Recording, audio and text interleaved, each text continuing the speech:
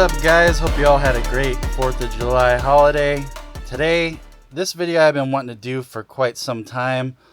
What I love about doing videos too is it's interesting seeing how something performs, how good it is, and I kind of like to do stuff that not everybody else is doing.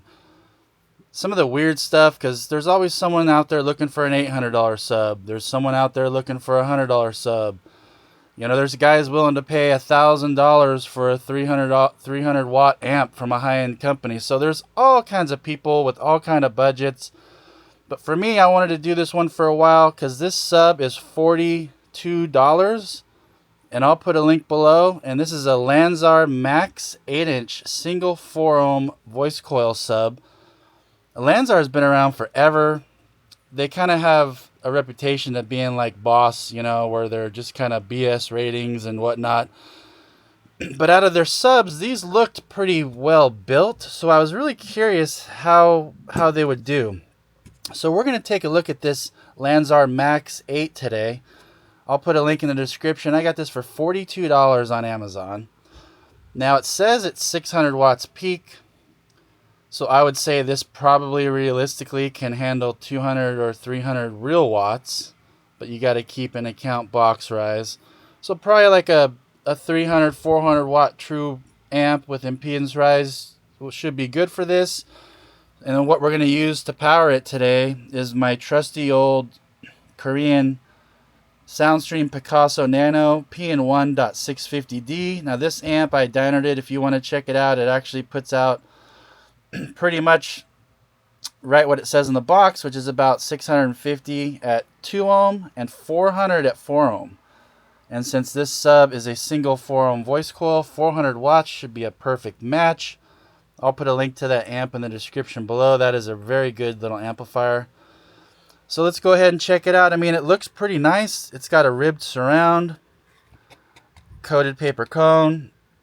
Dust cap is not too thick, but not too bad. You got your rubber gasket material on top of the mounting flange. Now, you do get these terminals. They're not push terminals. They're the type where you stick the wire in and then twist it. But that's still a lot better than spade terminals that a lot of cheap subs use. So I'll take these definitely over spade terminals. The spider looks really heavy duty for this, you know, price of sub, so that's a good sign.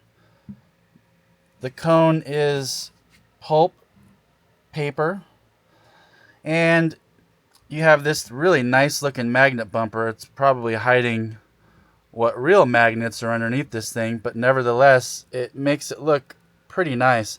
I'll put the weight up on the screen right now. I weighed it. I think it's just over 6 pounds, which is not super heavy, but it's what you can expect for a sub in this price range, but it's actually not too light. This definitely does. I've felt lighter 8s, so this has a good weight. So here you can see the back plate, 4 ohm voice coil, 4 layer, 600 watt peak, and you have a nice vent back here. And I can see, it's probably hard for you guys to see, but I can see through this little mesh screen. And the magnets are about 3/4 of an inch down from there, and they do reach out to the edges. So, I mean, that's still pretty good amount of magnet for this. And it says it's two 50 ounce magnets, so that would be 100 ounce. I'll also put the TS parameters I pulled off this up on the screen right now so you can check it out. And we're going to get this thing hooked up and see how it sounds. Maybe for $40 it'll be a great deal. Maybe it will blow on, you know, 400 watts, but we'll see how it sounds. So let's go ahead and get this thing hooked up and get started. Alright guys, so we got the Picasso Nano amp hooked up. So it's at 4 ohms, so this is technically 400 watts, but with impedance rise, probably going to get half that in real world, which we'll see here on the meter. And we got it hooked up, and this is in a SCAR box. I will put a link for this box as well. I had to make an adapter. The SCAR box hole is 7.5 inches, which is good for most high-end subs, but this sub has a 7-inch mounting hole, so I had to make an adapter. No big deal.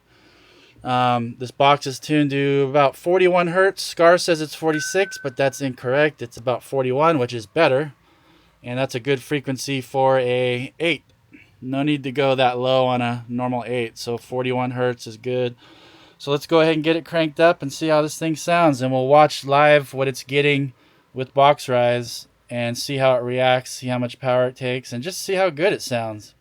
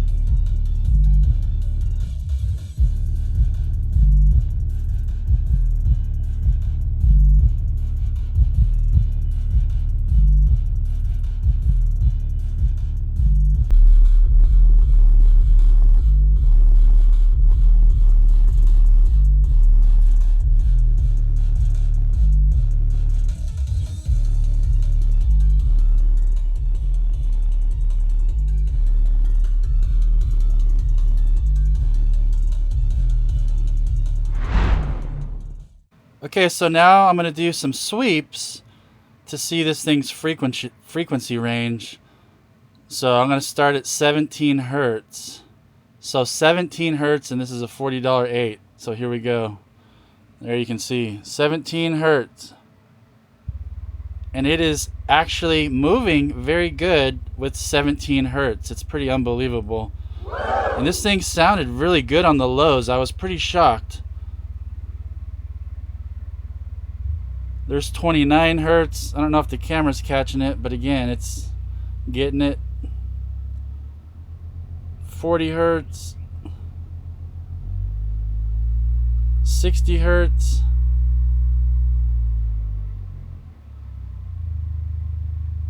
20 hertz, guys.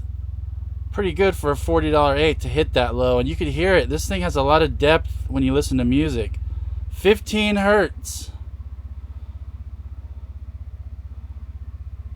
So, very good little budget sub, man. So, I know it's hard for you guys to hear. I try to use a good microphone, but it's hard to hear. But for $40, this is a very good sounding little subwoofer. Man, I've tested a lot of cheap subs and they sound like junk. You know, I'm not going to lie. Some stuff sounds so bad I don't even want to do a video on it because I feel like it's a waste of my time. This sub for $40 sounds great. As I thought, 200 real watts is about all this thing takes, but honestly, all this thing needs is about 100 real watts. So like a 200 watt or 300 watt amp with impedance rise will, you know, get you about 150 watts. That's all this thing needs. So that's pretty good about it. You can get like this sound stream and run one of these at 4 ohm, or that Soundstream amp would also be perfect if you wanted to run more, like 2 of these. So 300 watts, 400 watts max. I think anything over 300 real watts per channel is unnecessary because these seem to take about 180 before they start breaking up. Mind you, this box is 1 cubic feet, which for 8s, a lot of 8s usually use like 0.6, whatnot.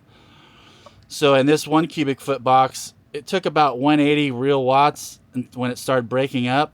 But man, it sounded good. I mean, it hit the lows good. It sounds really good musically. It's got some good punch to it for like rock and metal.